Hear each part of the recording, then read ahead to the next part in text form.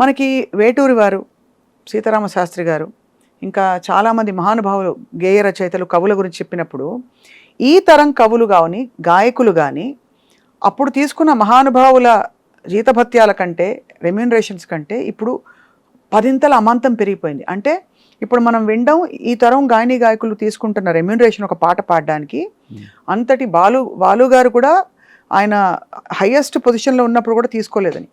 ఇంత వ్యత్యాసం రావడానికి ఏమిటి కారణం? ఇప్పుడు ఇంకా పెరిగారు కదా, ఇన్ఫాక్ట్ సంఖ్యాపరంగా పెరిగినప్పుడు డిమాండ్ సప్లై కదా కారణం. మీరు ఇన్ని విశ్లేషణలు చేస్తూ ఉంటారు వార్తా ఛానల్స్లో. ఇన్ఫ్లేషన్. అప్పుడు బంగారం ఎంత? 1990లో 3,000 కాసు, ఇప్పుడు ఎంత? 60,000.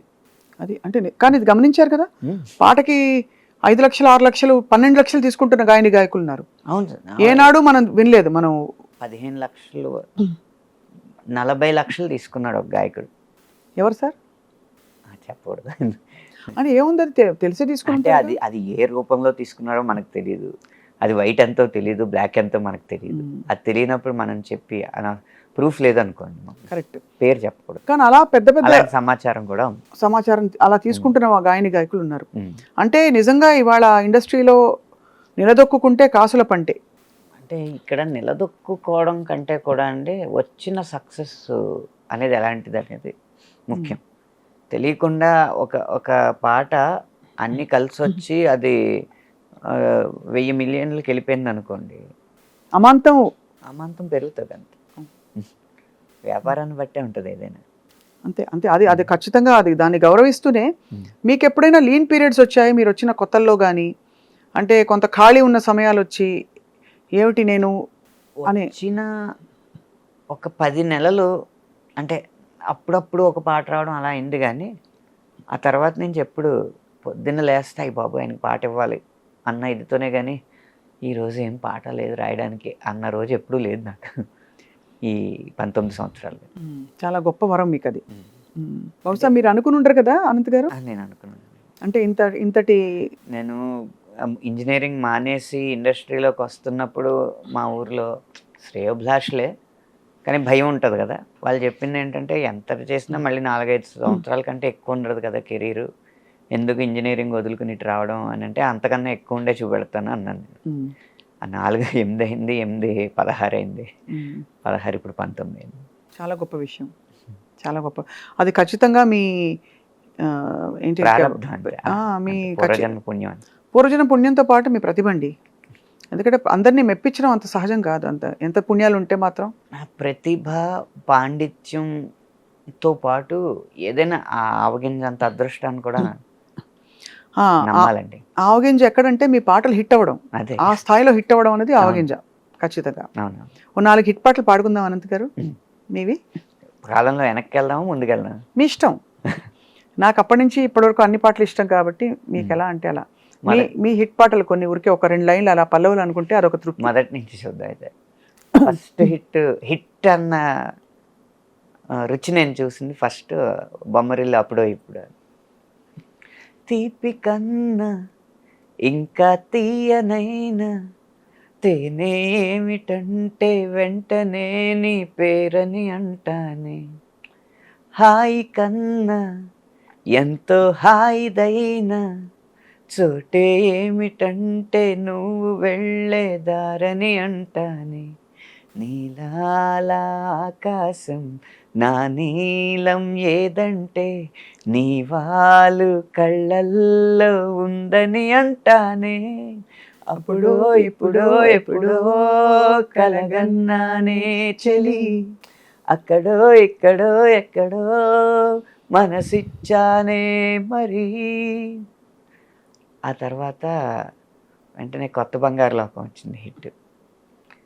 నిజంగా నేనేనా ఇలా నీ జతలో ఉన్నా, ఇదంతా ప్రేమేనా ఎన్నో వింతలు చూస్తున్నా, ఎదలో ఎవరో చేరి అన్నీ చేస్తున్నారా, వెనకే వెనకే ఉంటూ నీపై నన్నే తోస్తున్నారా, హరే హరే హరే హరే హరే రామ మరి ఇలా ఎలా వచ్చేసింది ధీమా, ఎంతో హుషారుగా ఉన్నదెలోన ఏమ్మా. ఏమ్మా అది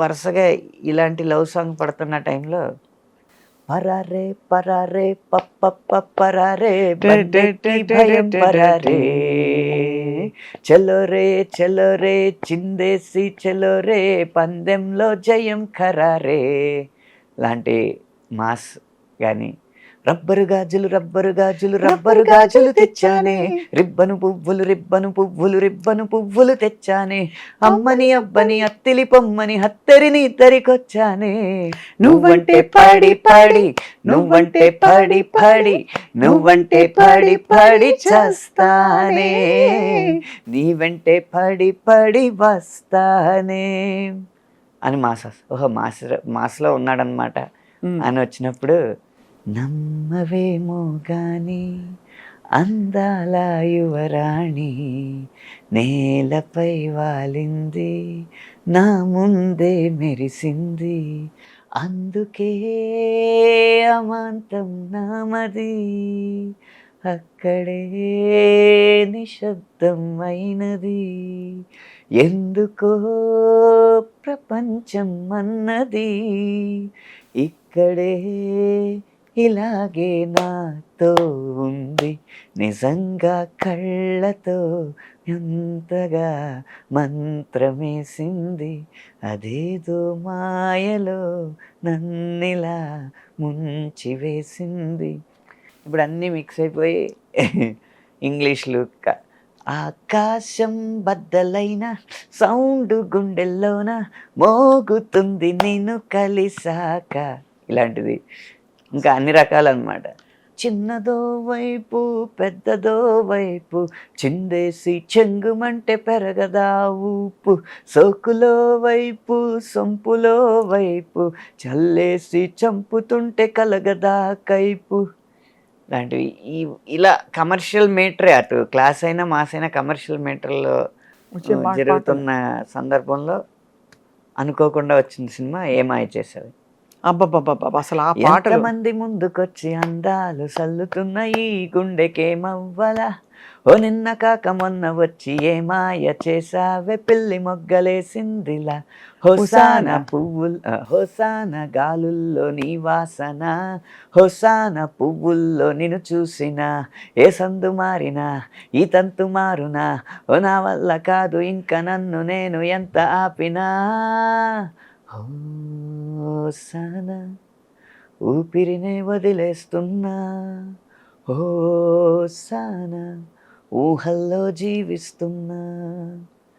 ఇది కంటిన్యూ అవుతూ కొంచెం ఈ సాహితీ పరిమాణాలకి ఇంకా కావ్య గౌరవం అద్దేలాగా, కోటి కోటి తారల్లో నా చందమామ ఉన్నన్నాళ్ళు నీ మనస్సులో నేనుంటానే, నీటి మీద ఆ కైలాసం తేలకుండా ఉన్నన్నాళ్ళు నీ తపస్సునే చేస్తుంటానే, గాలిలోన ఆరో ప్రాణం కలవకుండా ఉన్నన్నాళ్ళు నిన్ను నేను ఆరాధిస్తా, నీ కోసం ఆరాధిస్తా.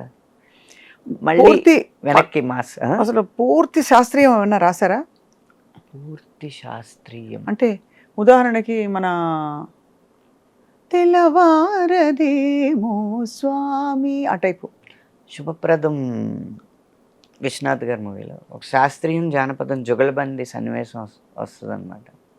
ఆ పాట ఏంటంటే అనుకోకుండా బాలు గారు పాడు అని చెప్పి గదమ ఇస్తే జై హింద్ అంటాడు హీరో క్యారెక్టర్ నరేష్ గారు. జై హింద్ అన్న పదం నుంచి అతనికి ఇన్స్పిరేషన్ వచ్చి జానపద శైలిలోనే ఎత్తుకుంటాడు అనమాట. ఇది సల్లనయ్యనే ఏలేలో ఏలేలేలో ఏలో ఏలో యాలా, ఏలేలో ఏలేలో ఏలో ఏలో యాలా, ఏలేలేలో ఏలేలేలో యాలా, ఏలేలో ఏలో యాలా. ఇది సల్లనయ్య రామయ్య ఏలిన నేల, ఇది నల్లనయ్య గీత వింటూ ఎదిగిన నేల. చల్లనయ్య నల్లనయ్య. ఆహా. ఏలేలో ఏలేలేలో యాల, ఏలేలేలో ఏలో యాల. ఆవునైన అమ్మాని కొలిసే నేల, జీవుల్లో దేవుడినే చూసే నేల, జీవుల్లో దేవుడినే చూసే నేల. అందుకని అప్పుడు ఆయన శాస్త్రీయంగా దానికి జుగల్బందీ చేస్తారు. అలా చేస్తూ చేస్తుండగా పాటలో చివరి అంకం వచ్చేటప్పటికి అన్నీ ఈ నేల ఎలాంటిది అని చెప్పడానికి, వేద భూమిలో అణువణువు నాదమయం, ఈ నాద భూమిలో ప్రతి కణువు రాగమయం, శుకపికాల మెలకువలే శుద్ధ సావేరిగా, రాతిరప్ప కదలికలే రీతి గౌళగా, అబ్బో హిమనదాల నడకలవే హిందోళంగా, హాసములై పూసిన ఈ సదయ హృదయ కమలములే, పులకలొలికి పలుకు కలికి పదములు హంసానందిగా, నినదించిన భూమి నిను పెంచిన భూమి. ఎంత అద్భుతంగా ఉంది ఆనంద్ గారు ఈ పాట. మణిశర్మ గారు, నేను మామూలుగా అసలు రాగాలు కూడా భలే పెట్టారు అక్కడ. రాగాల పేర్లు రాస్తే, అరా నువ్వు రాగాల పేర్లు రాసేసి నీకు రాగాల పేర్లు తెలుసని డంకా బజాయించేద్దాం అనుకుంటున్నావా, నేను అయ్యే రాగాల్లో చేస్తాను. చిన్న ఒక లైన్ ఉంటుంది, అంటే సుఖపికాల మెలకువలే శుద్ధ సావేరిగా, అంటే ఆ లైన్ శుద్ధ సావేరిలో. సరి మ పద సా. అవును, నెక్స్ట్ రాతిరప్ప కదలికలే రీతి గౌళగా, నెక్స్ట్ హిందోళం, హిమనదాల నడకలవే హిందోళంగా, ఆ, హాసములై పూసిన ఈ సదయ హృదయ కమలములే హంసానంది, పలుకు కలికి పదములు హంసానందిగా, నినదించిన భూమి నిన్ను పెంచిన భూమి. అసలు తెలిపేది ఒకటే, లోకా సమస్త సుఖినో భవంతు. అదొక జుగల్బందీలా ఉంటుంది అనమాట. చాలా బాగుంటుంది ఆ పాట.